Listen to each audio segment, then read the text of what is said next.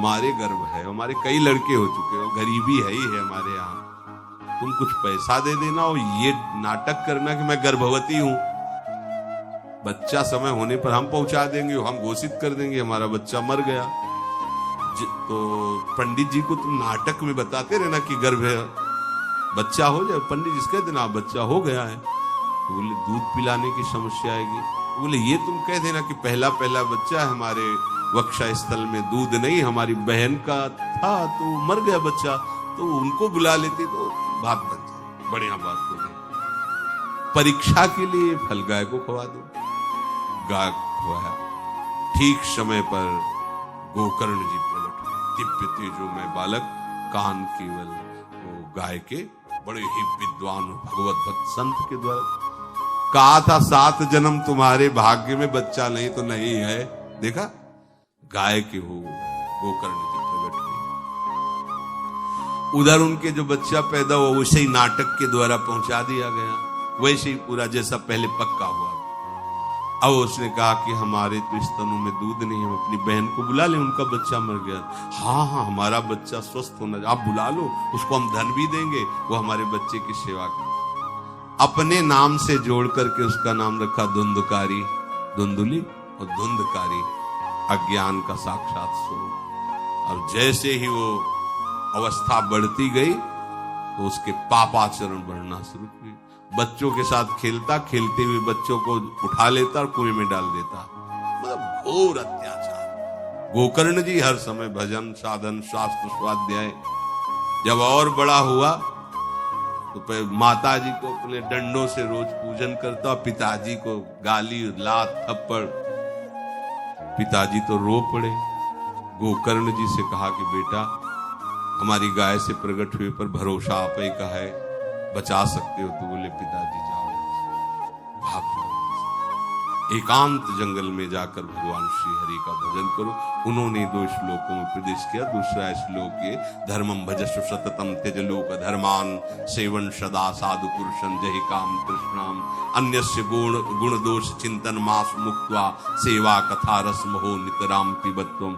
हे पिताजी अब तुम लोक धर्म का त्याग करके भागवत धर्म को स्वीकार करो, एकांत में जाकर साधु महापुरुषों के संग से उनके उपदिष्ट उपदेश के अनुसार आचरण करो, प्रभु की लीला कथा सुनो, ना कोई कामना ना कोई तृष्णा, किसी के गुण दोष का वर्णन मत करना और सदैव भगवत सेवा भावना में रहना, इसी जन्म में तुम्हें भगवत प्राप्त। वो तो उधर गए। इतनी पिटाई की उसने मां की, मां कुएं में गिरकर आत्महत्या कर ली। फिर तो मनमानी आचरण, कुछ वैश्याओं को रखा और चोरी करके लाया। वैश्याओं ने सोचा किसी दिन पकड़ा जाएगा ये और हम, तो उसके हाथ पैर बांध दिए, चारपाई में ला के मुख में अंगार, वो मरा भयानक प्रेत। कामना ने क्या किया? सर्वनाश। किसी को हरि विमुख होकर कभी सुख मिल सकता है? आप संतों के पास जाइए, अपनी कामना रखिए। हम ये नहीं कहते कि कामना तुम त्याग पाओगे, कामना रखिए, भगवान के पास जाइए, अपनी कामना रखिए, क्योंकि आप कामना से युक्त हैं।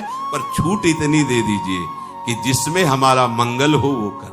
जैसे नारद जी भगवान से अपनी कामना रखते हैं कि हमारा ब्याह करवा दीजिए, और बाद में एक छूट दे देते हैं कि जेहि विधि होए नाथ हित मोरा। तो हरि को अच्छा लगेगा, गुरुजनों को अच्छा लगेगा कि इस कामना से इसका कोई जीवन बाधित नहीं होगा, वो पूर्ण भी कर देंगे। और अगर लगा कि इसका पतन हो जाएगा तो आप रोते रोते भी कामना की पूर्ति नहीं करेंगे। उत्तम बात तो ये है कि कामना हरि की प्राप्ति की करो, वो सर्व सुख स्वरूप है।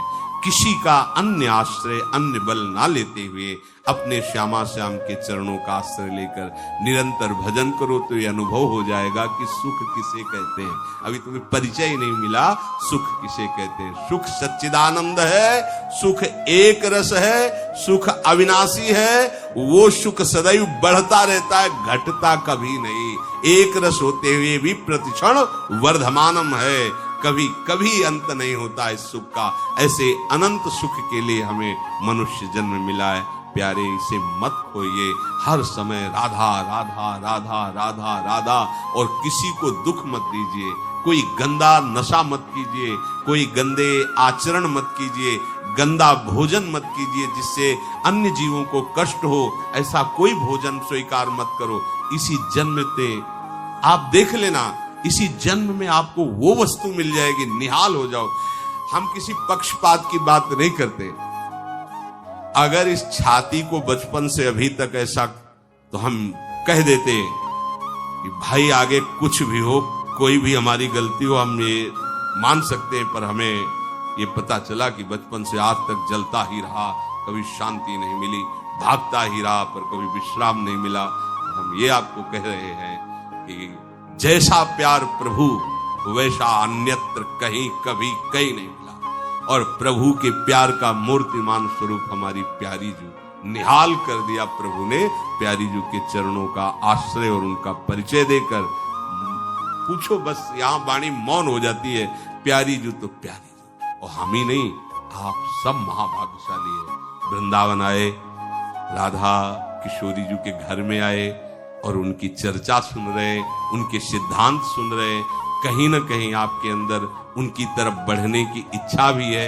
ये बहुत बड़ी बात है। बस इस इच्छा को, इस आशा को इतना बढ़ा लो कि कोई इच्छा न रह जाए, कोई आशा न रह जाए। हर समय निरंतर नाम जप करते रहो। तुलसीदास हरिनाम सुधा तज, भगवान नाम तज कर विष मांगते हो। सुकर श्वान श्रृगाल सरिस जन, जनमत जगत जननी दुख लागी। ए काहे को ऐसी गालियां सुनोगे? ये गालियां है, ये सुअर कुत्ता की तरह जीवन व्यतीत करते। धिक्कार तुम्हारी मां को जो तुम्हारे जैसा पुत्र जन्मा। अपनी इंद्री की पुष्टता के लिए दूसरों को मार देते हो, चाहे रसेंद्री चाहे जनेंद्री।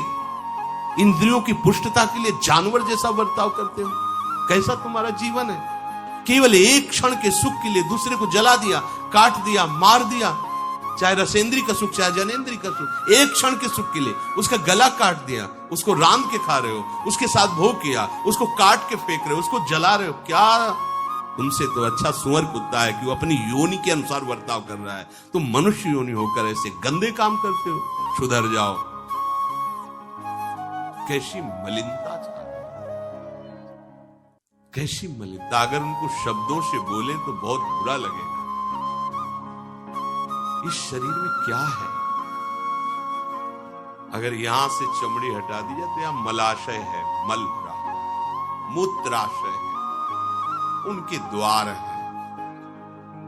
संसार का सबसे बड़ा सुख यही माना जाता है। ये मल मूत्र का भांड शरीर चिकना रहे, स्वस्थ रहे और इसी को भोगने को मिले, बस यही तुम्हारी पूर्णता है। ऐ सुखरास स्वरूप भगवद अंश, तू इस प्रकृति के रचे हुए खेल में कभी तृप्त नहीं हो सकता। विचार करके देखिए, आपका मन कहां आपको फंसा रहा है। मल है तो मल द्वार है, मूत्राश्रय है तो मूत्र द्वार है। शरीर में कौन सी खास बात है? पूरा जीवन इस शरीर का केवल नाना प्रकार से भोग करना। रसेंद्री अपनी तरफ, घ्राणेंद्री, नेत्रेंद्री, परेशान। इसमें खास बात कौन सी है जिसमें तुम्हें तृप्ति लग रही है? कौन सी खास बात? अगर तुम मलमूत्र के द्वारों में खेल रहे हो तो मलमूत्र के कीड़े से बढ़कर तुम्हारी योग्यता है। समझिए, आप समझिए, वो भी जीव है, भगवदंश, जो मलमूत्र का कीड़ा बना हुआ नालियों में डोल रहा है। तुम भी तो उसी नाली में तो डोल रहे हो। यदि भगवदंश होकर भगवान नाम जप नहीं कर रहे हो, अपने स्वरूप को नहीं समझ रहे हो, चिदानंद सुख की तरफ आकर्षित नहीं हो रहे हो, तो गोस्वामी जी कह रहे वे अभागी हैं। हम लोग अपने को बड़ा भाग्यवान कब मानते हैं? जब विषय भोगों की बाहुल्यता हो जाए। देखो कैसी बुद्धि भ्रमित हो गई है। अभाग्य को हम भाग्य मान रहे हैं। बड़ा आश्चर्य होता है। कैसा आश्चर्य। अगर उनको बोलना अच्छा नहीं लगता, पर यह है कि समझ जाओ तो भाई समझ जाओ। जिन अंगों को छूने के बाद कई बार पवित्र करने के लिए रस आदि लगाकर, उन्हीं अंगों पे तो आसक्ति है तुम्हारी। उन्हीं अंगों को तो तुम सर्वस्व सुख समुद्र मान रहे हो। क्या है